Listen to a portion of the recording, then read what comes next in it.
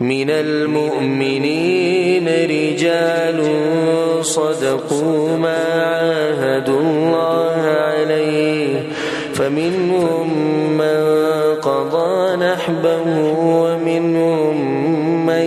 ينتظر. الله په مؤمنانو سړو کې سړي دي. یو سړی به انس بن النضر رضی الله عنه صدقوا ما عاهدوا الله عليه، دا الله سره چې سلام وکړو الله یې پوره کړ. انس ابن النضر رضی الله عنه د انس ابن مالک رضی الله عنه تر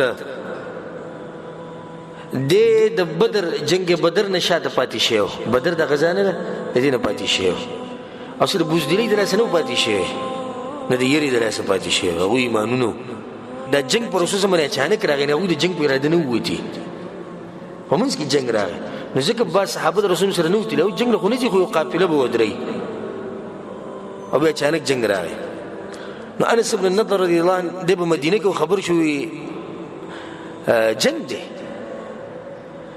او یوم الفرقان وتعالى ودا ولنه جنگ د کفر او د اسلام په منځ کې چې دغه پارمانو انس بن النضر رضی الله عنه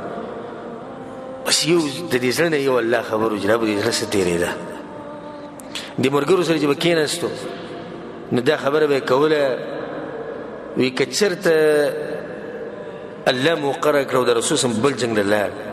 نسب مو خیم چې جنگ خلک څنګه کوي او دغه قرض چې کوم په ما باندې پاتې د بدر ده د به ختمو په یو ځای باندې دې ته وایي په نیکیانو کې تادی کول او جلتی کول وي د قرض به ختمو خو چې سلیب موقره شي بس. اوس ګوره د بزړه کې د نیشي جوړه نو بچی دي خزمې ده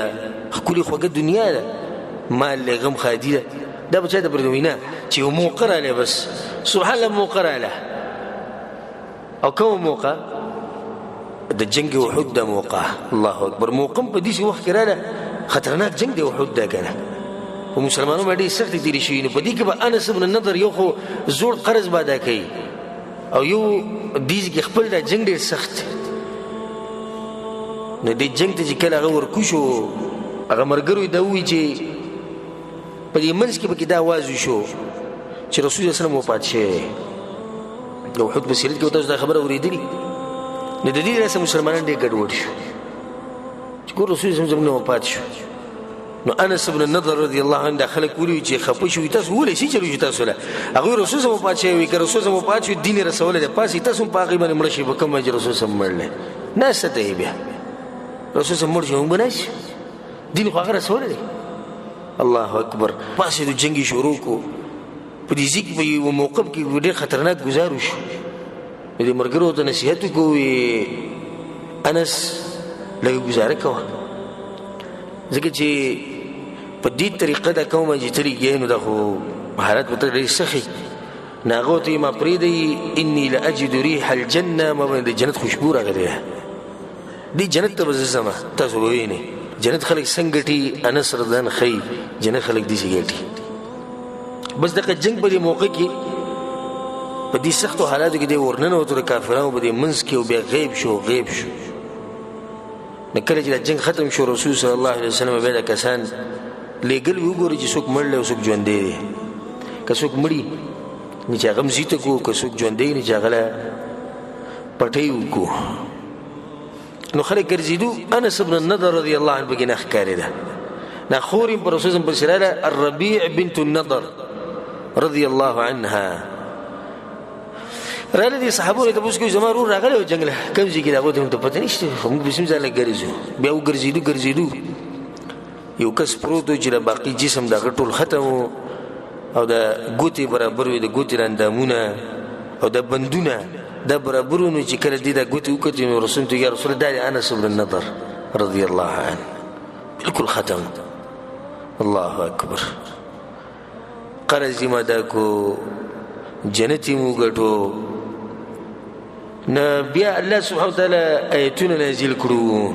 او ديسي آياتنا جس أجيب آياتنا الله آياتنا نازل كرو من المؤمنين رجال صدقوا ما عاهدوا الله عليه فمنهم من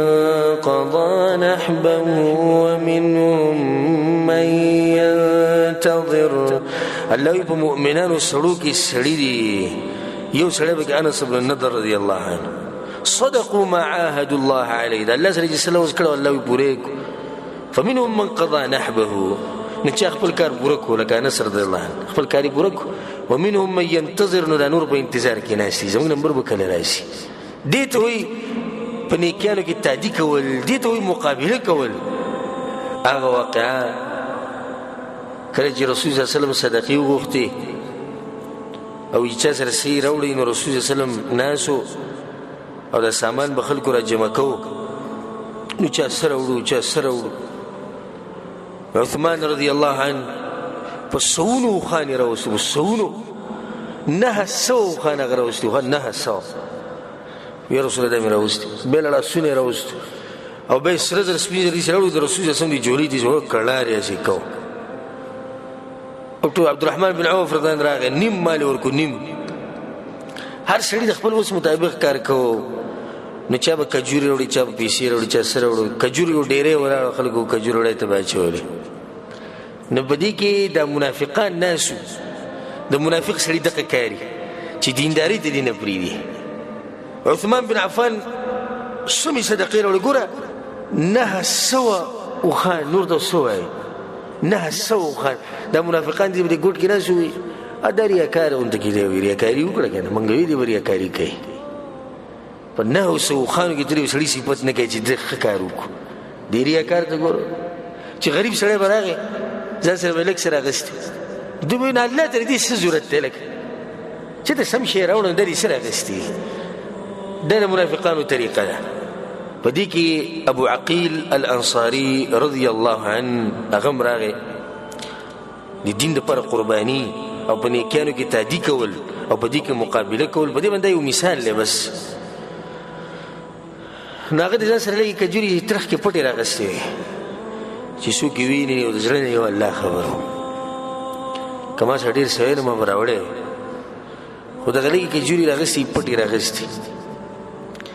چې کله راورسېدو او د ډيري ته کجوري نو دغه کوشش دا کوي چې دا به پټ پکې ورواځي به دې زما رسول الله صلی ابو عقيل سره وروړي ابو عقيل باندې غریب باندې زمکه عثمان یو شو چې رسول الله سموي سره وروړي ورواځي دغه ته لکه ټول خلکو مخ کې به ورځي داغه سترګو نوخ کې رواني او لګي د کجوري هغه پټي ورواچولې وی رسول الله دې پر مې مزدوري کړو دغه لګي مې راوړي منافقانو موقع غوته ملو شو نو الله ته دې لګو کجوري څه ضرورت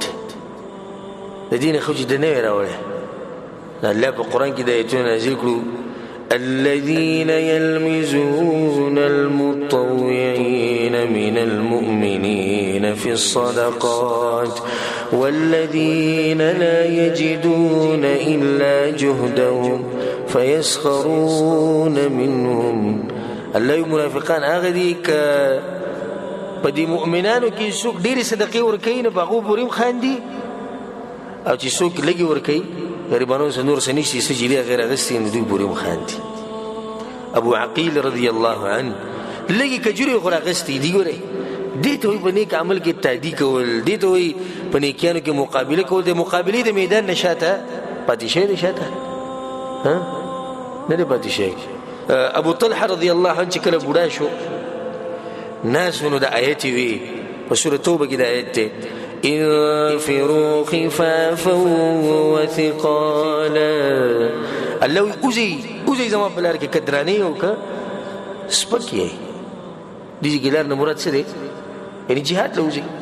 وجاهدوا باموالكم وانفسكم في سبيل الله جهاد کوي په مالونو او نفسونو سره ابو طلحه رضی الله عنه خپل بچو ته وی زمونو سره ناس الله اکبر دغه زمونو سره زمریو وی ارى ربنا استنفرنا شيوخا وشبانا اسی خیال دې ګورې زما د رب وی ک بوډاګانی او ک ځوانانی نوځي جهزوني يا بني بس ما تیار کړي د سورلي لمرو باسي جزما اغو ته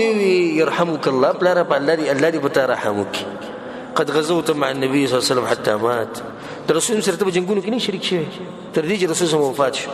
به د ابوبکر صدیق رضی الله عنه سره ته چې دینو شریک شوی بیا وفات شو د عمر نه سره جنگونو کې ته شریک شوی فنحن نغزو عنك موږ به چې دی نو ستا د طرف نه جنګونه کوو جهادونه به کوو وي فابى هغوی نه الله وایي چې ټول وځئ تاسو ما دوی ټکې د بوډای نو بس جنګ له لاړه او په هغې کې فمات په هغې کې مړه شو امام ابن کثیر رحمه الله دا واقعه را نقل کړې ده وګوره د جذبې ته او د ایمان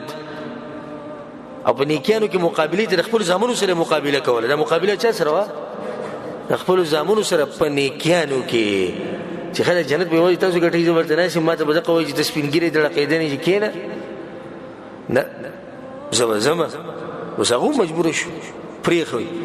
نو الله سبحانه تعالی موږ له توفیق راکړي په دین کې د مقابلې کولو